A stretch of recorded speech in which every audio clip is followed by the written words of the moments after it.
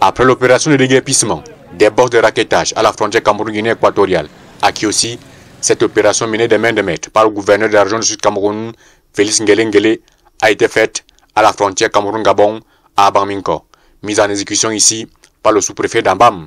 Suite à cette mesure, il y a une folle affluence des Gabonais à la frontière King pour le Cameroun. Ce que tu dis là, c'est vrai. C'est une très bonne nouvelle, je suis contente. Je suis très contente, c'est une très bonne nouvelle, il le fallait. Parce qu'à chaque fois on payait les taxes ici, là, c'était pas normal. Les forces de sécurité et de défense sont en action à la frontière.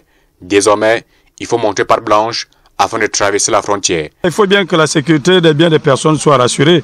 Pour la sécurité, nous ne sommes pas contre.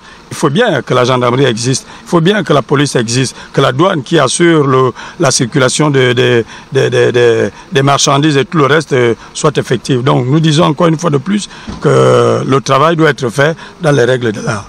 Les vieilles habitudes ayant la peau dure, les services de la mairie, du ministère du Commerce, des phytosanitaires et autres sont en train de construire leurs kiosques sur l'itinéraire frontière King à Abang-Minko, ce qui rend stérile les commerçants d'Abang-Minko et inquiète les Gabonais. Il est hors de question que le sous-préfet, le chef de terre, qui vient détruire les barrières et qui a résistance, nous sommes confrontés à ce problème. Nous sommes dépassés par cet événement. Le sous-préfet est venu enlever les barrières, ça nous a fait plaisir, les Gabonais, de venir marcher sans payer les 1000 francs qu'on paye tous les jours. Enfin, on constate les barrières sont encore en train de construire même, donc on ne sait pas finalement. Ces pratiques pas très catholiques ont tué le marché d'Abang-Minko.